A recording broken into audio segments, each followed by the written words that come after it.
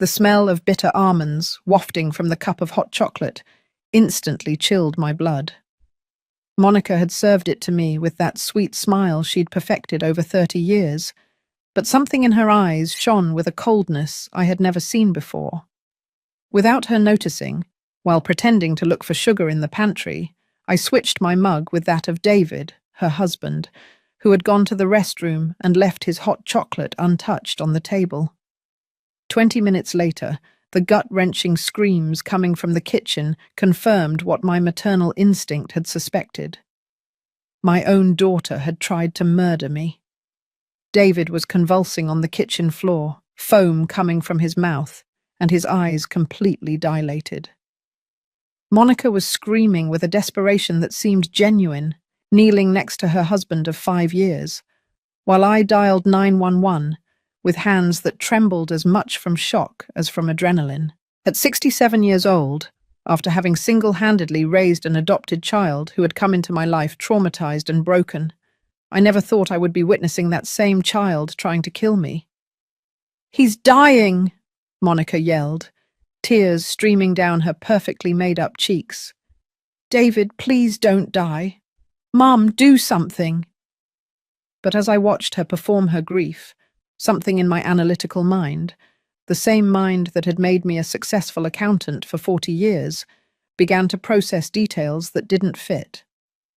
Why had Monica insisted so strongly that I drink the hot chocolate right away?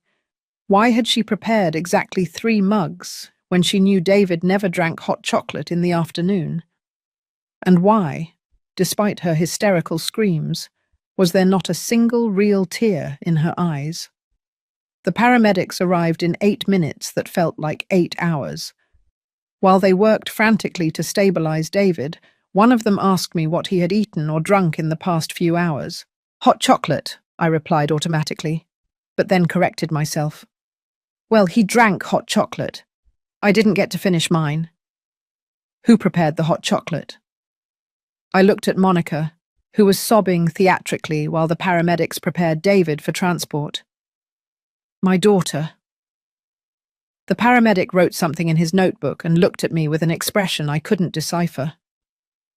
"We're going to take him to the general hospital. Can you bring any remains of what he drank?" Monica immediately offered to collect the mugs, but I stopped her with a firmness that surprised me. "I'll handle it." In the kitchen, while Monica accompanied David to the ambulance, I examined the 3 mugs with completely new eyes. My mug, the one that had originally been for me, was completely empty. David's mug, the one I had barely touched, had traces of a thick liquid at the bottom, and the 3rd mug, the one that was supposedly originally for David, was untouched, with a strange oily layer floating on the surface. I poured the remnants of the 3 mugs into separate jars and stashed them in my bag before following Monica to the hospital. As I drove behind the ambulance, my mind raced through 30 years of memories that now seemed tinged with a new and horrible perspective.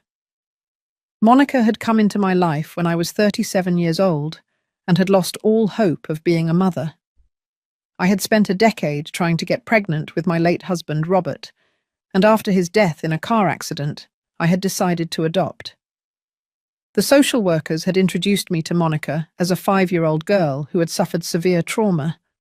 She had witnessed her parents' death in a fire and needed a patient, loving mother who could help her heal. I had been that mother. I had dedicated 30 years of my life to loving, protecting, and healing a girl who arrived mute, scared, and seemingly broken. I had paid for years of psychological therapy. I had changed my career to have a more flexible schedule. I had turned down romantic relationships because Monica needed all my attention. And now, as I followed the ambulance carrying my daughter's poisoned husband, I realized that maybe I had been protecting a predator for 3 decades. At the hospital, while the doctors worked to save David's life, Monica clung to my arm with that emotional dependence she had shown since childhood. "Mum, what are we going to do if David dies? I can't live without him." But for the first time in 30 years, I didn't feel the automatic impulse to comfort my daughter. Instead, I observed her with clinical eyes, searching for signs of the truth behind her performance. "Monica," I said calmly, "I need to ask you something very important." "What, Mum?" "What did you put in the hot chocolate?" Her expression changed so quickly that if I had blinked, I would have missed it. For a split second, I saw something cold and calculating cross her face before the mask of pain returned. "What do you mean? I only put in chocolate, milk, and sugar." "Monica, the hot chocolate smelled like bitter almonds." "Mum, you're in shock. Sometimes trauma makes us imagine things." But I was no longer the naive mother I had been for 30 years. I was a 67-year-old woman who had just realized she had raised a monster. As I waited for news of David in the emergency room, my mind automatically transported me back to that first night in August of 1993, when Monica arrived at my house in the suburbs of Phoenix.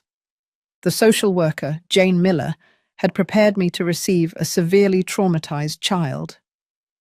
"Hope," Jane had told me while we reviewed the adoption papers, "Monica is a special girl who needs a lot of patience. She witnessed her parents' death in a fire and hasn't spoken a single word since then." The girl who walked into my living room that night was small for her 5 years, with nearly white blonde hair and huge blue eyes that seemed to have seen too much for her age. She wore a pink dress that was too big for her and carried a faded and dirty stuffed rabbit. "Hello, Monica," I had said, kneeling down to her level. "I'm Hope. From now on, this is going to be your home." Monica looked at me in silence for long minutes. Then she walked slowly toward me and placed her small hand on my cheek. It had been such a tender, touching moment that I started crying immediately. "Mummy," she had whispered in a small, broken voice. "Are you my new mummy?" During the first few weeks, Monica had been the perfect child. Polite, affectionate, grateful for every little kindness. She started talking more. She started smiling. She started calling me Mum with a naturalness that filled my heart. But she also began to display behaviors that worried me, though at the time I interpreted them as normal symptoms of trauma. I found my cat, Princess, dead in the backyard a week after Monica arrived. The veterinarian said she had been poisoned, probably by eating something toxic someone had left in the yard. Monica had cried inconsolably during the funeral we held for the cat. 2 weeks later, the fish in my aquarium were found floating dead. Monica had suggested that maybe they had eaten something bad and insisted we buy new fish immediately so the house wouldn't feel so empty. A month later, my neighbor found her dog poisoned in her own yard. Monica had been playing with the dog that very afternoon, but I had been so in love with the idea of being a mother, so determined to heal this broken child, that I had rationalized every incident. Animals get accidentally poisoned all the time. Coincidences happen. Monica was just a traumatized child who needed stability and love. The first time I suspected something was really wrong was when Monica was 8 years old. My sister, Carol, had come to visit us for Monica's birthday, bringing gifts and a lot of enthusiasm to meet her new niece. "She's beautiful," Carol had whispered to me as we watched Monica play in the yard. "But there's something in her eyes that gives me the chills." "What do you mean?" "It's like she's evaluating me, like she's deciding whether she likes me or not. It's very calculating for an 8-year-old. That night, Carol became violently ill after dinner. Vomiting, diarrhea, high fever. We had to take her to the hospital, where the doctors said it was probably food poisoning. "That's weird," Monica had commented in an innocent voice. "We all ate the same thing, but only Aunt Carol got sick." Carol never came back to visit. When I asked her why, she would say she was too busy with work. But I knew there was something more. At age 10, Monica had accidentally pushed a classmate down the school stairs. The girl had broken her leg and had to wear a cast for months. "It was an accident, Mum," Monica had insisted with tears in her eyes. "I was just walking and she tripped." But the school principal had told me privately that other students had seen Monica deliberately push the girl. At age 12, she had started stealing money from my purse, small amounts at first, then larger amounts. When I confronted her, she denied everything with such absolute conviction that I began to doubt my own sanity. By age 15, she had started manipulating her teachers into calling me to complain about her behavior. Then she would convince me that they were being unfair to her because they didn't understand her childhood trauma. At age 18, she had married a 40-year-old man who died in a car accident 6 months later. Monica inherited all his money. At 23, she had married another older man who died of a heart attack 2 years later. Another substantial inheritance. And now, at 35 years old, David was fighting for his life after drinking hot chocolate that smelled like bitter almonds. A doctor approached us in the waiting room. "Family of David Miller?" "I'm his wife," Monica said immediately. "How is he?" "He's stable, but critical. We have detected dangerous levels of cyanide in his system." "Cyanide?" Monica feigned shock. "How is that possible?" The doctor looked directly at me. "Ma'am, did you prepare the food or drink that the patient consumed today?"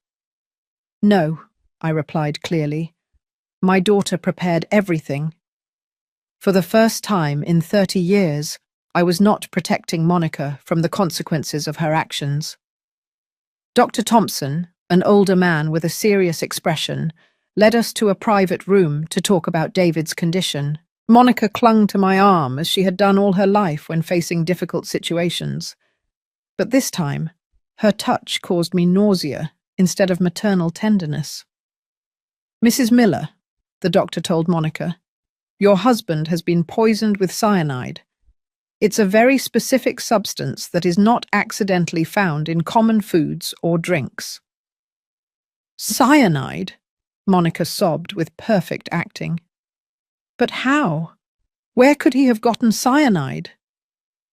"That is exactly the question we need to answer. Did your husband have access to industrial chemicals? Did he work in photography, metal cleaning, or some laboratory?" No, nothing like that. David is an accountant. He works in a regular office. I don't understand how he could have been poisoned." The doctor looked at me. "Ma'am, you were present when this happened. Did you notice anything unusual in Mr. Miller's behavior? Anything he ate or drank that could explain this?" I looked at Monica, who was watching me with those blue eyes that she had learned to use as weapons of manipulation. For the first time in 30 years, I decided not to protect her. "Doctor, David drank hot chocolate that my daughter had prepared. The hot chocolate had a strange smell, like bitter almonds." "Bitter almonds?" The doctor quickly wrote something down. "That is a classic indicator of cyanide poisoning." Monica looked at me with an expression of absolute betrayal. "Mum, how can you suggest that I'm not suggesting anything, Monica. I'm just answering the doctor's questions honestly." "But Mum, you were going to drink that hot chocolate too. Why would I do something that would hurt me too?" It was a clever question, and for a moment I doubted my own suspicions. But then I remembered how she had insisted that I drink mine immediately, while she had left hers cooling without tasting it. "Ladies," the doctor intervened, "I am going to have to report this case to the authorities. Cyanide poisoning always requires a police investigation." "Police investigation?" Monica visibly paled. "Why? It must have been a terrible accident." "Mrs. Miller, cyanide does not accidentally appear in homemade hot chocolate.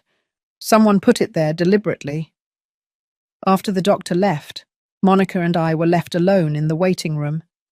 For the first time in my life, my daughter scared me. "Mum," she said in a soft voice, but with cold eyes, "I hope you are not thinking of telling the police that I tried to poison David." "Monica, did you poison David?" "Of course not. How can you even ask me that?" "Because the hot chocolate smelled like cyanide, and you were the one who prepared it." "Mum, maybe the cyanide was in the ingredients. Maybe someone else put something in our kitchen. There are many explanations." "Like what?" "Like someone wanting to hurt our family, like someone breaking into the house and contaminating our food, like David having enemies we didn't know about." It was the same technique she had used for 30 years. When faced with evidence of wrongdoing, she would create alternative theories so elaborate that they made me doubt what I had seen with my own eyes. "Monica, why did you insist so much that I drink my hot chocolate immediately?" "Because it was hot and tasted better that way." "And why didn't you drink yours?" "Because it was too hot for me. I always let it cool down before drinking it." "And why did you prepare 3 mugs when David never drinks hot chocolate in the afternoon?" For the first time, Monica did not have an immediate answer. She remained silent for long seconds, and I could see her mind furiously working to create an explanation. "I thought maybe this time he would want to try it. I was trying to be hospitable." At that moment, the police arrived. 2 detectives, an older woman named Detective Clark and a young man named Detective Johnson. "Mrs. Miller?" Detective Clark asked. "Yes, that's me," Monica replied immediately. "We need to ask you some questions about what happened this afternoon." "Of course, I'll do everything I can to help." "Did you prepare the drink your husband consumed before collapsing?" "Yes, I made hot chocolate for my mother, for David, and for myself." "Where did you get the ingredients?" "From the local supermarket. Regular chocolate powder, milk, sugar." "When did you buy those ingredients?" "This morning." "Did anyone else have access to those ingredients between the time you bought them and when you prepared the hot chocolate?" "No. They were in my kitchen the whole time." "Did anyone else enter your house today?" "No, it was just Mum, David, and me." Detective Johnson addressed me. "Mum, did you drink the hot chocolate too?" "No, I smelled something strange and decided not to drink it." "Can you describe that smell?" "It smelled like bitter almonds." The detectives looked at each other with meaningful expressions. "And what happened to your hot chocolate after you decided not to drink it?" I looked at Monica, who was watching me with an intensity that scared me. "I accidentally switched it with David's." "Accidentally?" "Yes," I lied, instinctively protecting my daughter despite my suspicions. "Both mugs were on the table, and I got them confused." Monica smiled at me gratefully, but her eyes were still ice cold. That night, after the detectives finished their initial questions and David was moved to intensive care, Monica insisted that I stay at her house. "Mum, I'm too scared to be alone. What if whoever poisoned David comes back?" It was the first time in years that Monica had invited me to stay at her house. Usually our visits were brief and always in public places or at my house. I agreed, but not for the reasons she thought. The house Monica shared with David was impressive. 3 stories, a perfectly maintained lawn, expensive decor she had paid for with the inheritances from her 2 previous husbands. Monica settled me in the second-floor guest room and went to rest in her master bedroom. I waited until I heard her deep, regular breathing. Then I began my own investigation. I started in the kitchen, examining every ingredient that had been used for the hot chocolate. The chocolate powder seemed normal. The milk was fresh. The sugar was common sugar. But in the back of the pantry, behind a row of rarely used spices, I found a small, unlabeled jar filled with a white, crystalline powder. I smelled it carefully. Bitter almonds. Cyanide. I put the jar in my bag and continued searching. In the kitchen utensil drawer, hidden under cleaning rags, I found a small syringe of the type diabetics use for insulin. In David's study, I checked his financial documents. David was an accountant, so he kept meticulous records of everything. What I found horrified me. For the last 6 months, he had been withdrawing large amounts of money from his investment accounts. Thousands of dollars every week, always in cash. On his personal computer, I found a document that chilled my blood. It was a letter addressed to his brother in Chicago, dated 1 week earlier. Dear Mark, if anything happens to me, I want you to know it wasn't an accident. Monica is slowly poisoning me. I've been feeling strange symptoms for months. Nausea, weakness, mental confusion. At first I thought it was work stress, but I've started noticing that I always feel worse after the meals she prepares. I've been pretending to eat and then throwing the food away when she's not looking. I've also been taking money out of our accounts because I think she's planning something big. I'm afraid to confront her directly because she threatened to hurt her mother if I tried to leave her. Monica is not who she seems to be. I've found things in this house that would horrify you. If I die suddenly, please investigate. Don't let her get away with it again. Again? I went up to the 3rd floor, which Monica had converted into her personal study and where she kept her important documents. The door was locked, but I found the key hidden above the doorframe. What I discovered in that room completely changed my understanding of who my daughter really was. Boxes and boxes of meticulously organized documents, death certificates for her 2 previous husbands, life insurance documents where she was the sole beneficiary, correspondence with lawyers about inheritances, and most disturbing, detailed diaries documenting exactly how she had murdered both men. March 15th, 1998. First dose of arsenic in Robert's morning coffee. Symptoms: mild nausea, attributed to stomach flu. March 22nd, 1998. Increased the dose. Robert vomited after breakfast. Suggested he see a doctor, but told him it was probably just work stress.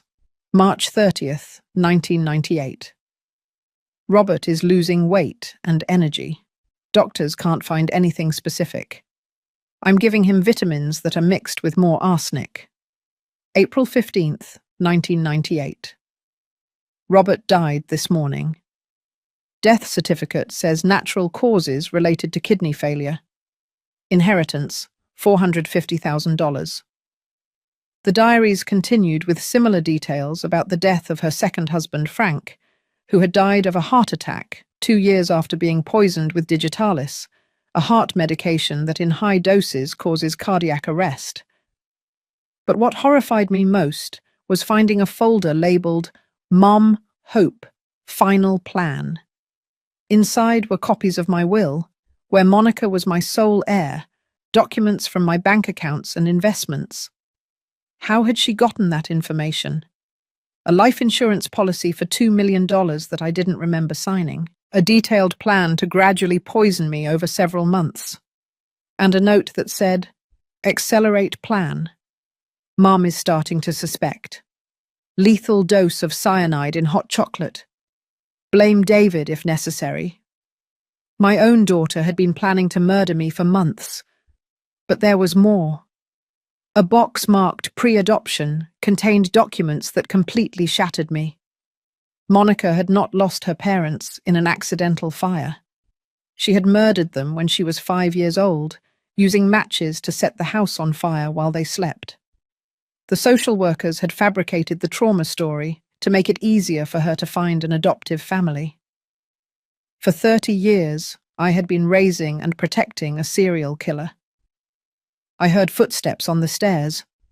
I quickly put the most important documents in my bag and ran to my room, arriving just in time to pretend I was sleeping when Monica opened my door. "Mum, are you okay? I heard noises." I just went to the bathroom, sweetie. Going back to sleep. Rest well, Mum. We'll go see David early tomorrow. After she left, I stayed awake the rest of the night, planning exactly how I was going to ensure Monica paid for all her crimes. The next day, while Monica was showering, I called Detective Clark from the backyard of the house. Detective, I need to see you urgently. I have found important evidence about David's poisoning. What kind of evidence? The poison used to poison David, documents proving my daughter has killed before, and evidence that she planned to kill me too. There was a long silence. Mrs. Miller, are you sure about what you are telling me? Completely sure. Detective, my daughter is a serial killer. Can you bring that evidence to the station? Yes, but I need to do it without her knowing. Can you send a patrol car so it looks like a routine follow-up visit? Of course. We'll be there in 20 minutes. When Monica came down for breakfast, I had already hidden all the important documents in my car. Mom, how did you sleep? Well, considering the circumstances, I've been thinking about what happened yesterday. I think we should hire a private investigator to look into who poisoned David. Why a private investigator? The police are investigating. Because the police can take months. I want to find the culprit now. Monica, do you have any theories about who might have done this? Well, she said, as she spread jam on her toast with calculated movements, David has been very stressed about work lately.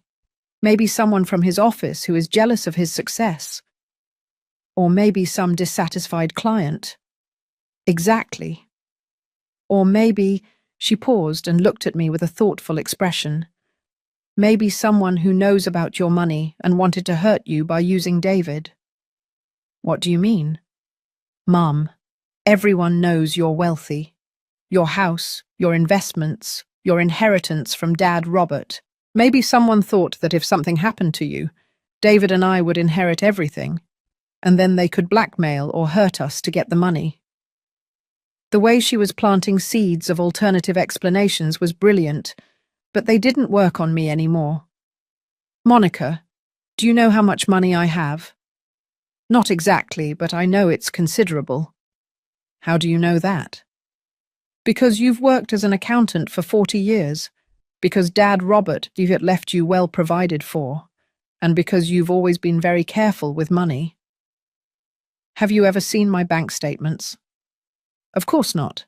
I'm not the type of person who spies on her mother's finances. But I had found copies of all my financial documents in her study the night before. The doorbell rang. It was Detective Clark with 2 uniformed officers. Good morning, ladies.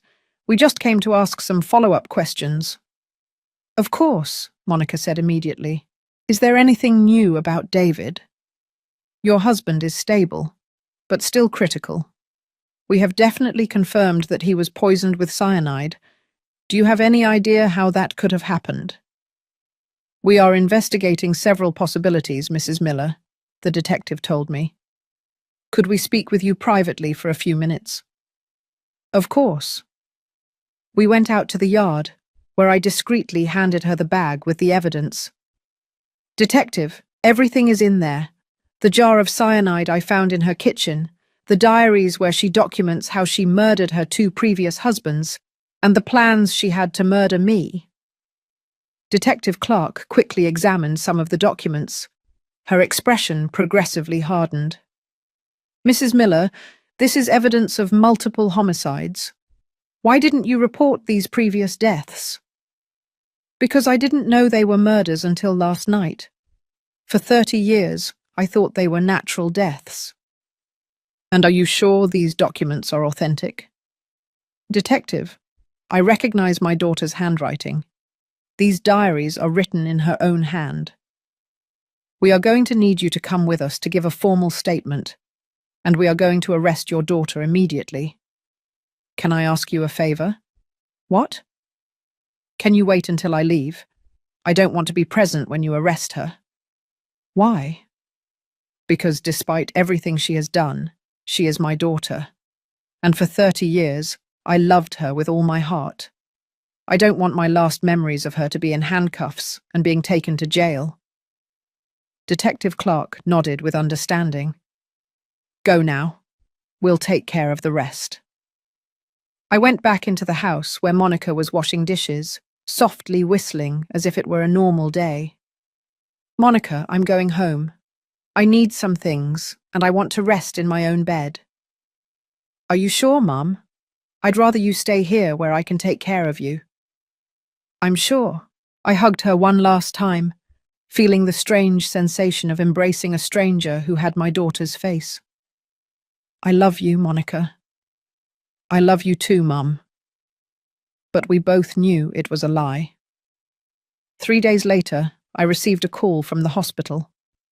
David had woken up and was urgently asking to see me. When I arrived at his room, he was pale and weak, but his eyes were alert and filled with an intensity I hadn't seen before. Hope, he said in a hoarse voice. Thank you for coming. How do you feel? Like I've been to hell, but alive, thanks to you.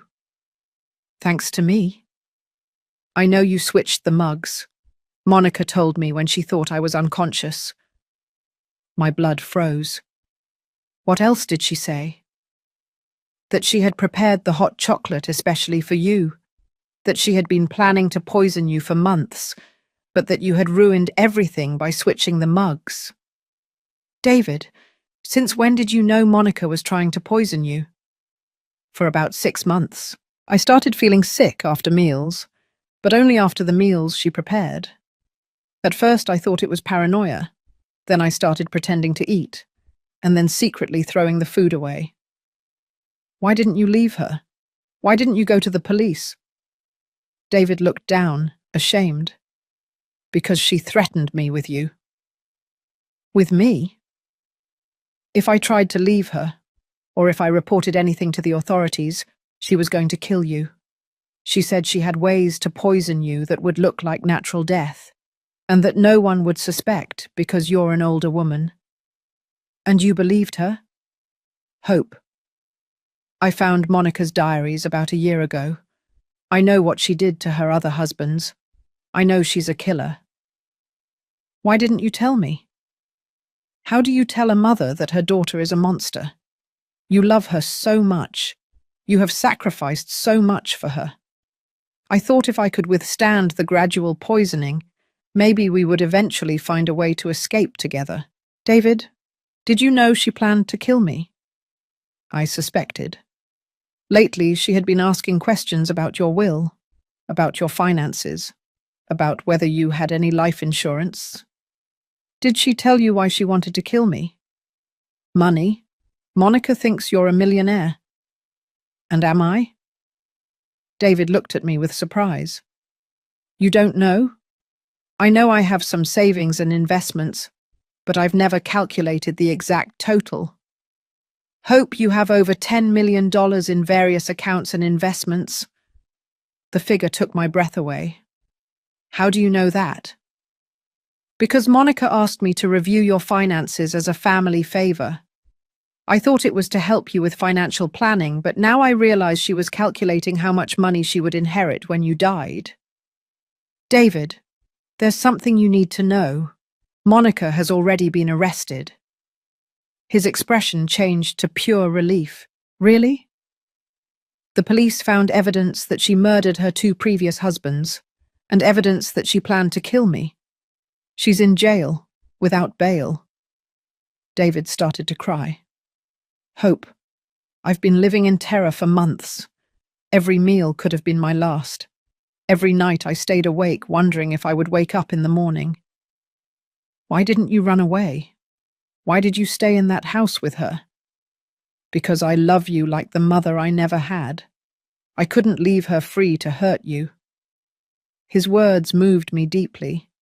This man had risked his life to protect me from my own daughter. David, what exactly did you know about Monica's other husbands? I knew they had both died young, and that she had inherited all their money, But it wasn't until I found her diaries that I realized she had murdered them. Did you read the full diaries? Yes, it's chilling, Hope. She wrote about every dose of poison as if she were writing cooking recipes. Completely unemotional, totally calculated. Was there anything in the diaries about me? David nodded sadly. Pages and pages of plans to kill you. She had been studying your routine for months, finding the best way to poison you without it seeming suspicious. When was she going to do it? Originally, she had planned to do it gradually over several months, so it would look like natural death. But lately, she had decided to speed up the plan. Why? Because she thought you were starting to suspect her. She wrote that you had been asking questions about her finances, and that you had mentioned wanting to know more about her previous husbands. I never asked those questions. I know. I think Monica was becoming paranoid. When serial killers have been active for a long time, they often start seeing threats where there are none. David, there's something else I need to ask you. What?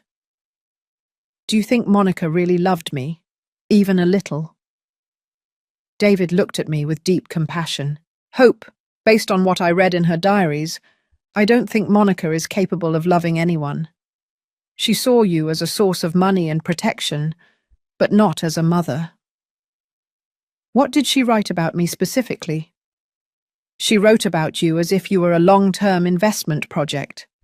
She calculated how much money you had spent on her over the years, how much your inheritance was worth, how long she would have to wait to inherit everything. Did she ever write anything affectionate about me? David looked down. No, Hope. I'm sorry. For the first time since this nightmare began, I started crying for real. Not tears of shock or fear, but tears of genuine grief for the daughter I thought I had, but who had never really existed. A week after Monica's arrest, Detective Clark summoned me to the police station for a meeting that would completely change my understanding of the situation. Mrs. Miller, she told me as I sat down in her office, we have been investigating your daughter's past based on the evidence you provided. What we have discovered is worse than any of us imagined. What have you found? Monica hasn't just killed her 2 husbands. We have identified at least 6 more victims over the past 30 years. The room started spinning. 6 more. 3 college boyfriends who died in strange accidents. A boss who died of a heart attack after not giving her a promotion she wanted. An elderly neighbor who died of natural causes after complaining about her cats making too much noise. And a co-worker who died in a car accident after reporting that Monica had been stealing money from the company. How is it possible that no one noticed the pattern? Because Monica is extremely intelligent. She spaced out the murders by years, used different methods each time, and always had solid alibis. Furthermore, she moved frequently, so there were never multiple deaths in the same police jurisdiction. Detective, is there anything about when she was a child?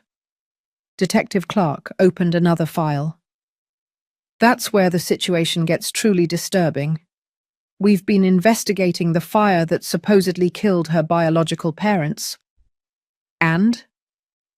It wasn't an accident, and Monica wasn't 5 years old when it happened.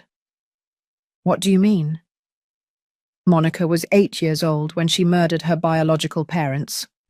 The social workers falsified her age to make her more adoptable and invented the trauma story to explain her psychopathic behavior. Did the social workers know she had killed her parents? At least one of them knew. Jane Miller, the woman who oversaw her adoption, left notes in the file indicating that she knew Monica had deliberately started the fire. Why did they allow me to adopt her if they knew she was dangerous? Because Jane Miller received a bribe of $50,000 to falsify the documents and find Monica a family. A bribe from whom? That's the most chilling part. The bribe came from Monica's biological parents' inheritance. Even at 8 years old, She was smart enough to bribe government officials to get what she wanted. I remained silent for several minutes, processing the magnitude of what I had just heard. Detective, does this mean that for 30 years I have been raising a serial killer? Yes. It means you were a victim of an elaborate deception that began when Monica was a child. You had no way of knowing the truth. But how did I not realize? How could I have been so blind? Mrs. Miller, psychopaths like Monica are masters of manipulation. They study their victims for years. They learn exactly which buttons to push to get what they want. You wanted to be a mother more than anything in the world, and Monica exploited that desire. Are there more victims that we don't know about? We are investigating. Based on her behavioral patterns, we estimate that she may have killed up to 20 people during her life. 20 people?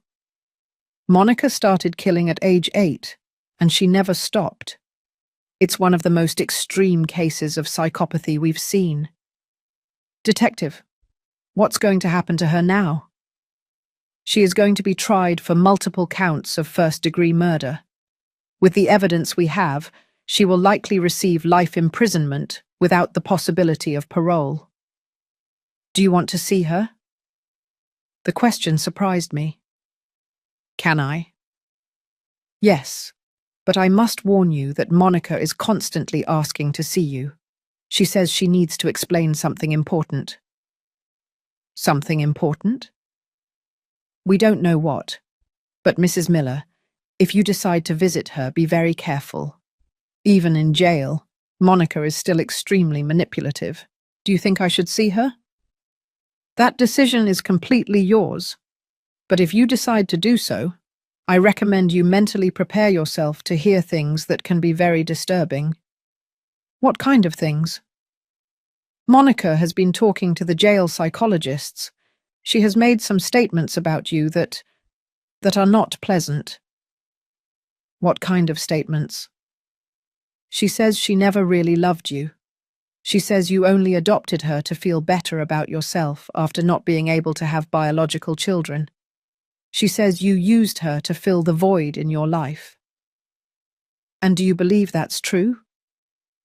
Mrs. Miller, based on everything I have observed about you during this investigation, I believe you genuinely loved that child with all your heart.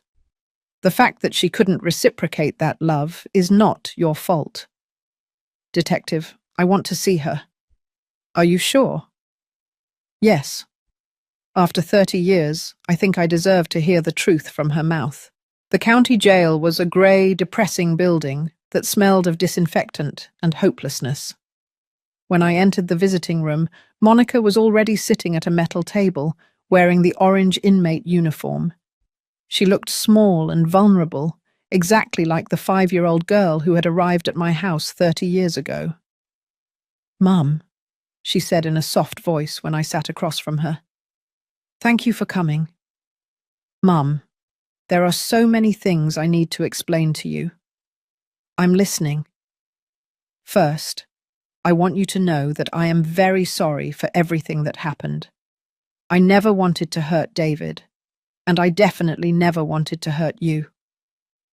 It was the same sweet, manipulative voice she had used for 30 years, but now I knew exactly what it was. "Monica, the police told me you have killed at least 8 people." "Mum, that's not true. Some of those deaths were accidents, and others were, well, they were bad people who deserved it. Bad people like your husband's. Robert used to hit me, Mum. I never told you because I didn't want to worry you, but he hit me every night. What I did to him was self-defense."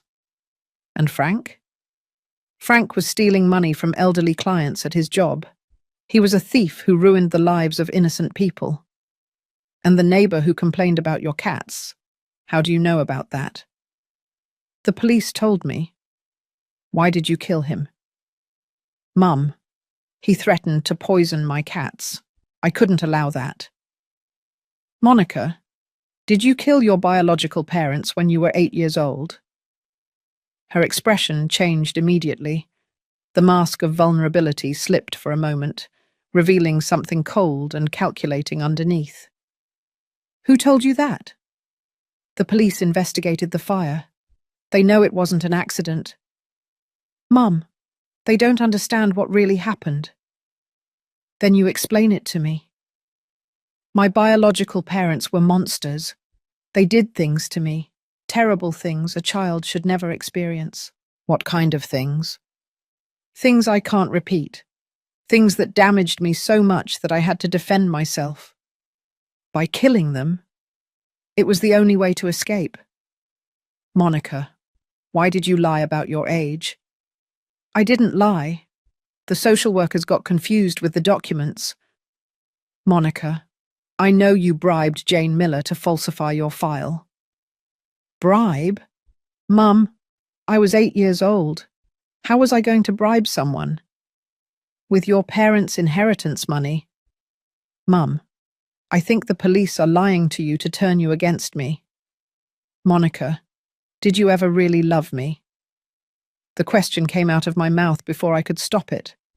It was the question I had been avoiding asking because I was afraid of the answer. Monica looked at me in silence for long seconds. I could see her mind working, calculating what answer to give me. Of course I loved you, Mum. You are the only mother I've ever known. That's not a real answer. What do you mean? I asked if you loved me, not if you considered me your mother. Mum, why are you asking me that? Because I found your diaries. I read what you wrote about me. I know you saw me as a source of money, not as a mother. The mask slipped completely. The expression on Monica's face changed to something I had never seen before. Pure coldness and absolute contempt. Do you want to know the truth? She said in an icy voice. Yes? No, I never loved you. Not for a second in 30 years. Her words hit me like physical slaps. But I continued. Why? Because you're pathetic. You're a desperate woman who was so hungry to be a mother that you adopted a child without doing any real research into her past. I trusted the social workers. You trusted because you wanted to trust. Because it was easier to believe a pretty lie than to investigate the ugly truth. Monica, do you know how easy it was to manipulate you? From the first day I came to your house, I knew exactly what kind of woman you were. Lonely, needy, desperate for love. All I had to do was act like the damaged child who needed healing, and you gave me everything I wanted. Everything you wanted? Protection, money, a perfect alibi. Who is going to suspect that a woman adopted by a respectable accountant is a killer? So you never felt anything for me? I felt gratitude for your usefulness. I felt satisfaction at how easy it was to control you. But love? No, Mum. Psychopaths don't love. So you admit you're a psychopath. I admit I'm superior. I admit I'm smarter than normal people like you. Superior for killing innocent people? Superior for doing what is necessary to get what I want. And what did you want from me? Your money, obviously. But I also wanted to see how long I could keep up the deception. It became an interesting game. A game? A psychological experiment. How long can I make an intelligent woman believe I am her loving daughter while I plan to kill her? And the answer? 30 years. You're stupider than I thought. At that moment, I finally understood completely who Monica really was. She was not my daughter. She had never been my daughter. She was a predator who had used my maternal love as a weapon against me for 3 decades. You know what, Monica?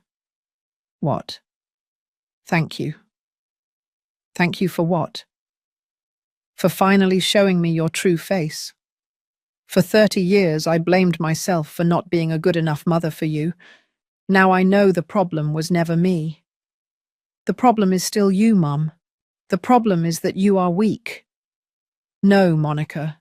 The problem is you. You are a monster who feeds on the goodness of other people. I stood up to leave. Mum, wait. What? I still need you. For what? To testify at my trial. To tell the judge that I had a difficult childhood, that I deserve compassion. No. No? I am going to testify at your trial, Monica, but I'm going to testify about what you really are. Her face contorted with pure rage. If you do that, you'll regret it. Are you threatening me? I am promising you that I will find a way to hurt you, even from jail. Monica, for 30 years I was afraid of disappointing you. Now you should be afraid of me. I left the jail feeling as if a 30-year weight had been lifted from my shoulders. 3 months later, Monica's trial began in the county courthouse. As I had promised, I testified against her, telling exactly what I had discovered about her crimes and her true nature. The prosecutor had overwhelming evidence: Monica's detailed diaries, the cyanide found in her house, testimonies from David, and forensic evidence from the murders of her 2 husbands. Monica had hired the best defense attorney in the state, paid for with the money she had stolen from her victims' inheritances. Her defense strategy was predictable, pleading temporary insanity caused by childhood trauma. My client, her lawyer argued during opening statements, is a victim of severe abuse that led her to an altered mental state. The acts she committed were the result of psychological trauma, not calculated malice. But Monica's diaries told a different story. Page after page of meticulous planning, precise financial calculations, and detailed documentation of each murder. There was no evidence of insanity, only evidence of a cold and calculating mind. The turning point came when David testified. Still weak from the poisoning, he recounted how Monica had threatened to kill me if he tried to escape or seek help. The defendant specifically told me, David testified, that she had perfected murder methods that could not be detected by routine autopsies. She told me she had killed before, and that she would kill again if I didn't cooperate with her plans. And you believed her? Completely. Monica showed me photos of her previous victims and explained exactly how she had killed each one. She kept photos of her victims? Yes, as trophies. The prosecutor presented the photographs the police had found in Monica's study. Photographs of her 2 dead husbands, the elderly neighbor, her previous victims, all carefully organized in albums with dates and handwritten notes. When it was my turn to testify, I had decided to tell the whole truth, no matter how painful. Mrs. Miller, the prosecutor asked me, what was your relationship with the defendant? For 30 years I thought I was her adoptive mother. Now I know I was her victim. Can you explain that statement? Monica manipulated me from the first day she came to my house.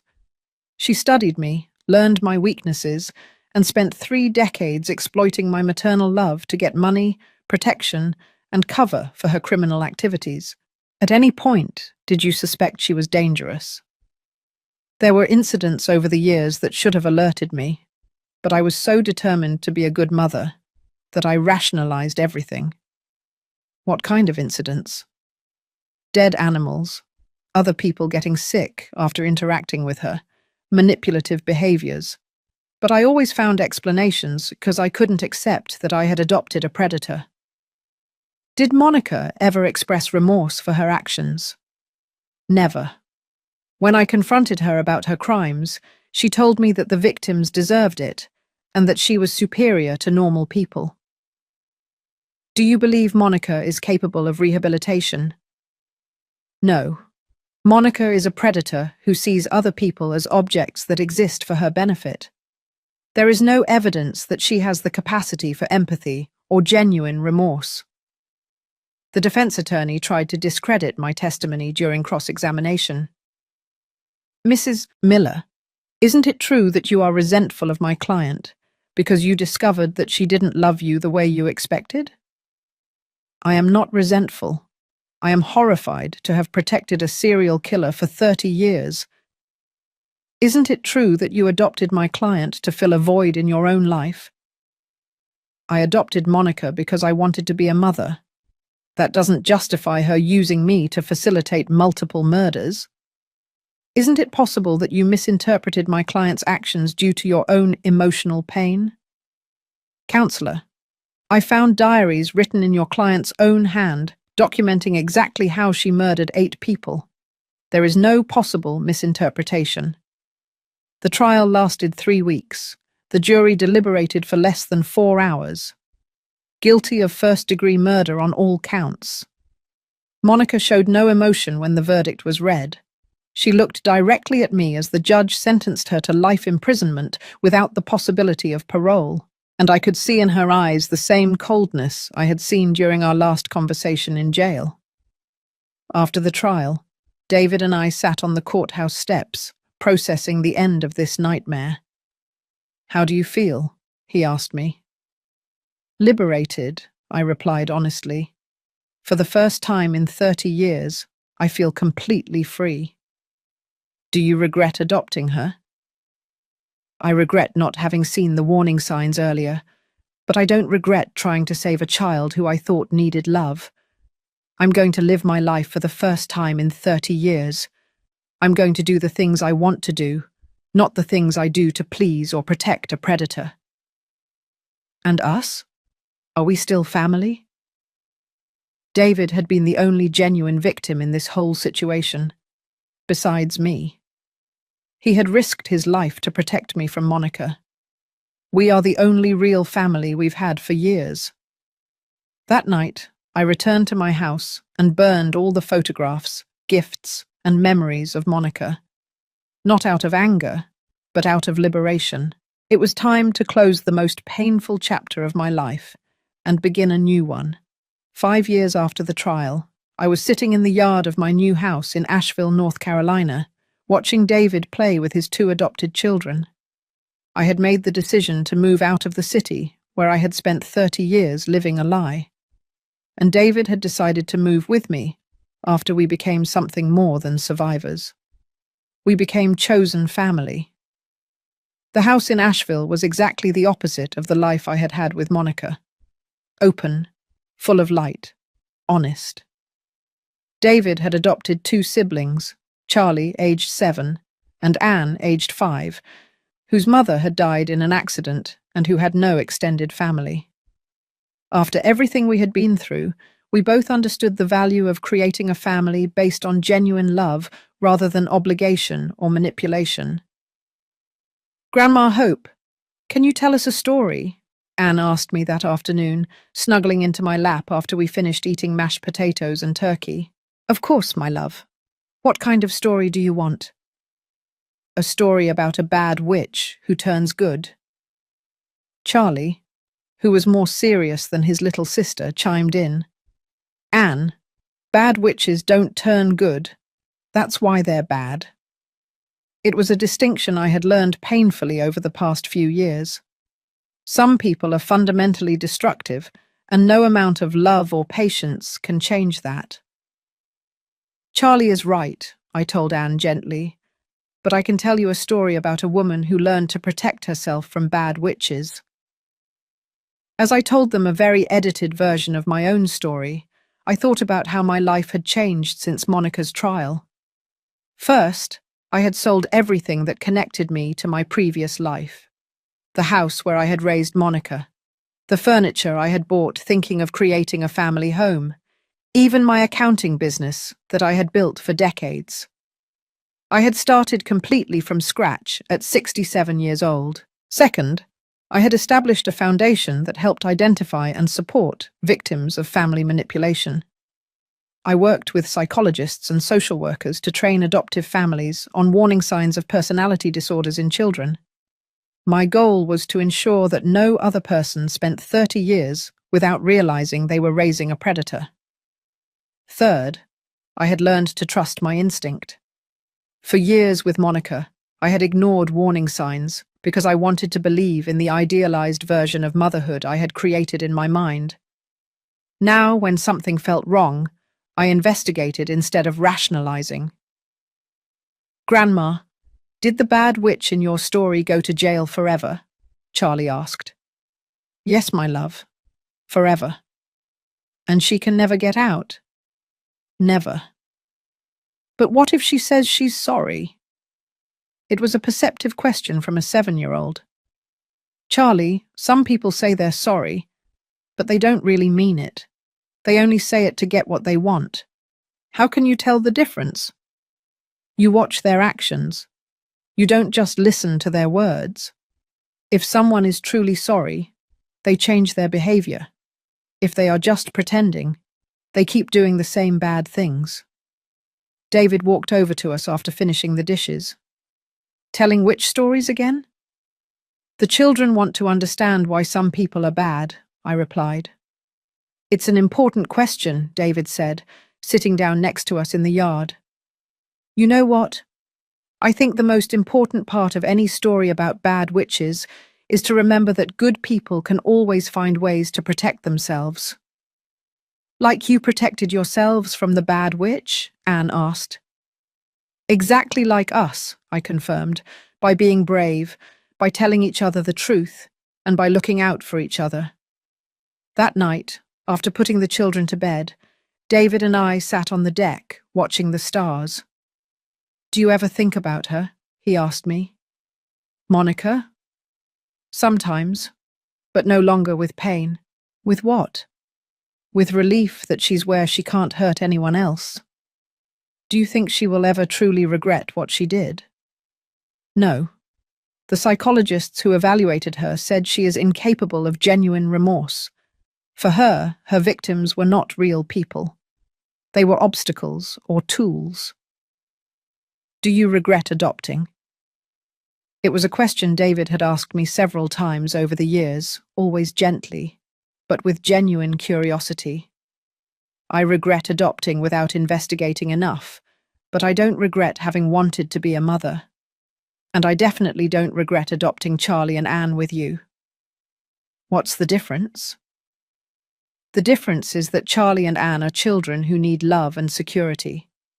Monica was a predator who needed victims. How do we know that Charlie and Anne aren't like Monica? Because we've been watching carefully for 2 years. We see genuine empathy. We see real remorse when they make mistakes. We see the capacity to form authentic emotional bonds. And most importantly, if we see warning signs, we will confront them immediately instead of rationalizing them. But aren't you afraid of being wrong again? I am afraid, but not so much that I won't try. David, for 30 years I confused love with denial. Now I know that real love requires seeing people clearly, even when what we see is not what we expected. What if Monica tries to contact us when the kids are older? The children will know the truth about Monica as soon as they are old enough to understand it. They will know why she's in jail. They will know she's dangerous. And they will know they have no obligation to have a relationship with her. Do you think that will traumatize them? I think it will be less traumatic than the alternative of discovering the truth in more painful ways when they are adults. I received a letter from Monica last week. It was the first communication I had had with her in 5 years. The letter was typically manipulative. She apologized for past misunderstandings and said she had found religion in jail. She wanted me to visit her so we could heal our relationship. I threw the letter away without finishing it. I had learned that some relationships don't need healing. They need complete termination. Instead, I use my energy to build real relationships with people who are capable of genuine love. David, Charlie, Anne, my friends in Asheville, the families I work with through my foundation. At 72 years old, I finally understand what it means to have a real family. It's not perfect, it's not without conflicts, but it's honest. When Charlie has tantrums, I don't have to wonder if he's manipulating me. He's a normal child expressing normal emotions. When Anne tells me she loves me, I don't have to wonder what she wants in return. She's a child who genuinely feels affection. For the first time in my adult life, I am living without the constant fear of being deceived. That night, as I prepared for sleep, I thought about Monica's letter and the difference between forgiveness and liberation. I did not forgive Monica because forgiveness implies a relationship, and we no longer have a relationship. Instead, I liberated myself from her. I liberated myself from the guilt, from the hope that she would change, from the need to understand why she was the way she was. Monica was a predator who had used my love as a weapon against me for 30 years. Now she was a predator in a cage where she couldn't hurt anyone else. And I was finally free to be the mother, grandmother, and woman I had always wanted to be, but had never been able to be while protecting a monster.